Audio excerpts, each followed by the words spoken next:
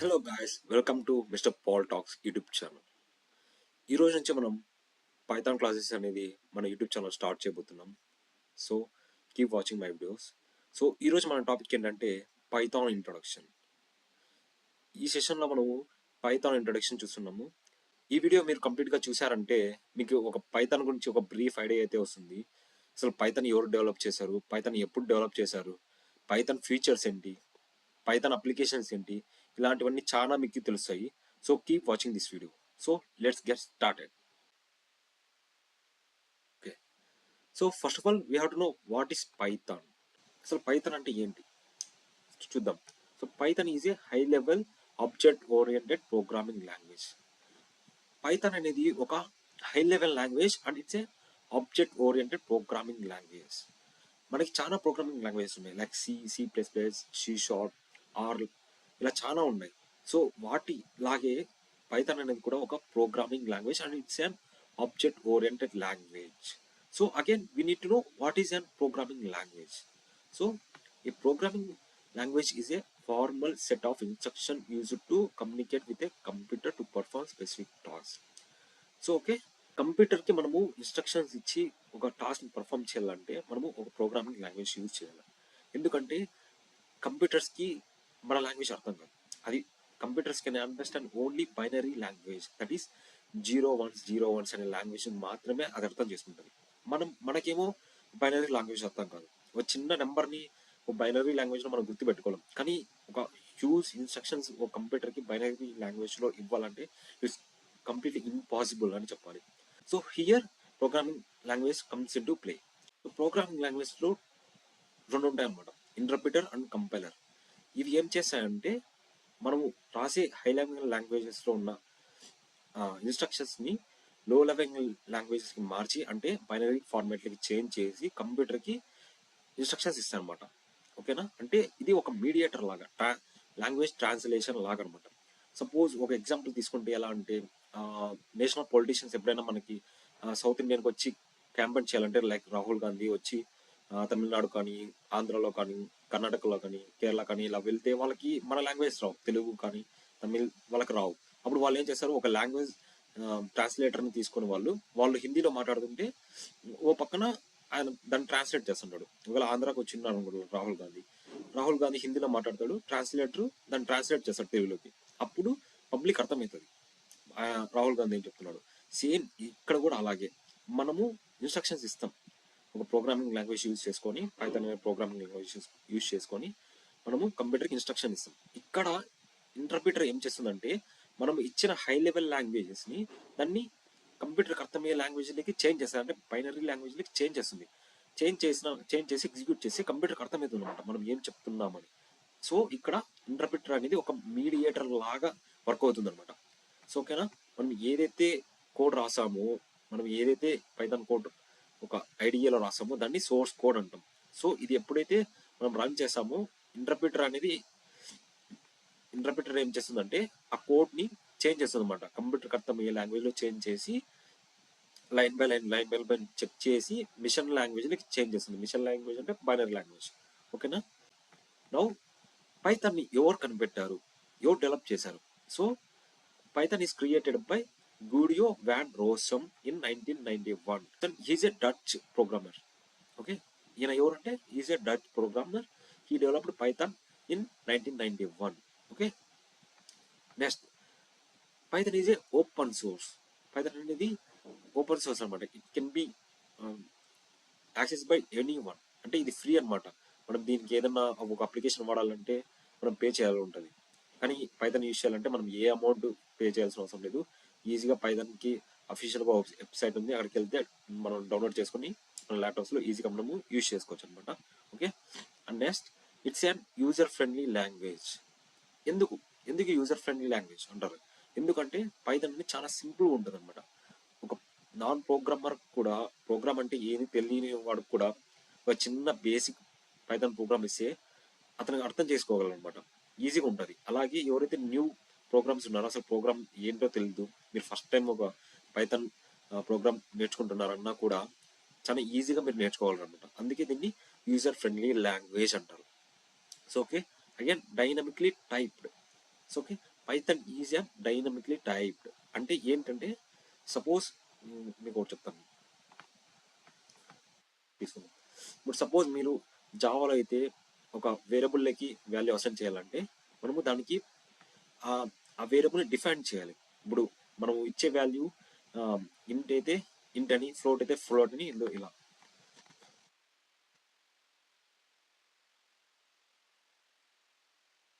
ఇలా ఇంట్ ఏ is equal to 10 అని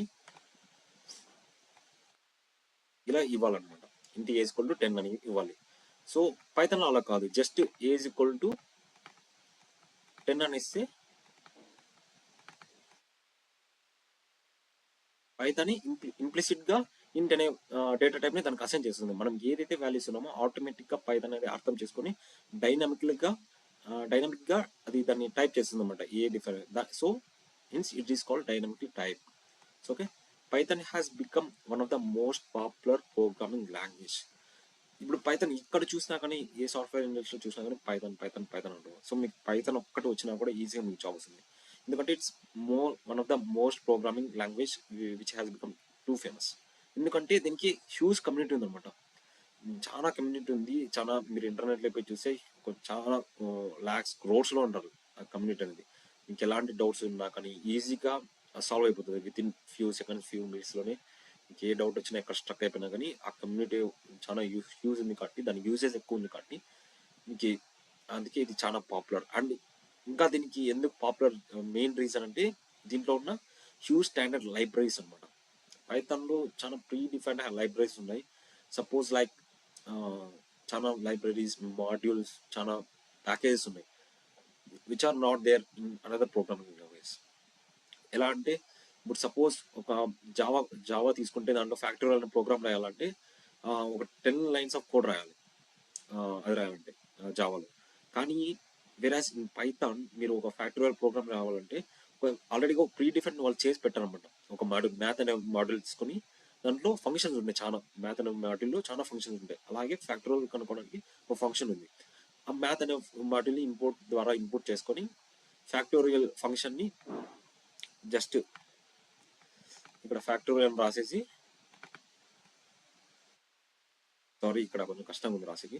ఓకే, సో ఫ్యాక్టోరియల్ ఫంక్షన్ రాసి దాంట్లో ఏదైతే నెంబర్ ఇస్తే ఆ నెంబర్కి ఈజీగా మనకి ఫ్యాక్టోరియల్ వచ్చేస్తుంది అనమాట. అంత సింపుల్గా ఉంటుంది పైథాన్ అనేది. సో హ్యూజ్ లైబ్రరీస్ ఉంటాయి.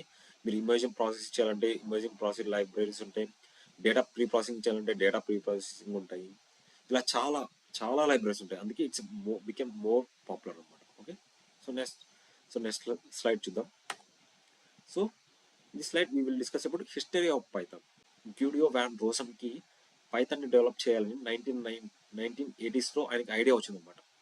ఒక ఐడియా, ఒక ప్రోగ్రామింగ్ లాంగ్వేజ్ సింపుల్గా ఉండాలి, పవర్ఫుల్గా ఉండాలి, అలాంటి ఒక ప్రోగ్రామింగ్ లాంగ్వేజ్ మనం డెవలప్ చేస్తే బాగుంటుందని ఆయనకు ఒక థాట్ వచ్చింది. బట్ ఆ థాట్ అనేది 1989లో ఆయన ఒక పర్సనల్ ప్రాజెక్ట్ ద్వారా పైథాన్ అనేది ఆయన ఒక పర్సనల్ ప్రాజెక్ట్ లాగా స్టార్ట్ అయిందనమాట. అక్కడ డెవలప్మెంట్ బిగిన్ అయిందనమాట ఆయన డెవలప్ చేసింది. సో 1989లో ఆయన పర్సనల్ ప్రాజెక్ట్ లాగా ఒక పైథాన్ని స్టార్ట్ చేశాడు. 1991లో పైథాన్ ఫస్ట్ వర్షన్ రిలీజ్ చేశారు అనమాట. ఫస్ట్ వర్షన్ పైథాన్ 0.90 రిలీజ్ చేశారు. So and again in 1994 Python ఒక స్టేబుల్ వర్షన్ని రిలీజ్ చేశారు. దట్ ఈస్ పైథాన్ 1.0 రిలీజ్ చేశారు అనమాట. It is and first stable version of Python. Okay, again in 2008 Python has launched 3.0 version. Okay, and now at present మనం ఏ version వాడుతున్నామంటే that is Python 3.13.2. ఈ వర్షన్ని మనము వాడుతున్నాం. ప్రతి version upgrade చేసుకుంటే దాంట్లో ఉన్న మాడ్యూల్స్ని కానీ దాంట్లో ఉన్న ఫంక్షన్స్, లైబ్రరీస్ని ప్రతి వర్షన్లో ఇంప్రూవ్ చేసుకుంటా వచ్చారు. సో మనం కరెంట్లీ మనం యూజ్ చేస్తున్న వర్షన్ ఏంటంటే పైథాన్ 3.13.2 అనమాట. ఓకే, సో నెక్స్ట్ మనం ఈ టాపిక్ ఏంటంటే అప్లికేషన్స్ ఏంటంటే అంటే మీరు పైథాన్ వచ్చింది, మీకు ఒక లాంగ్వేజ్ వచ్చింది. సపోజ్ మీరు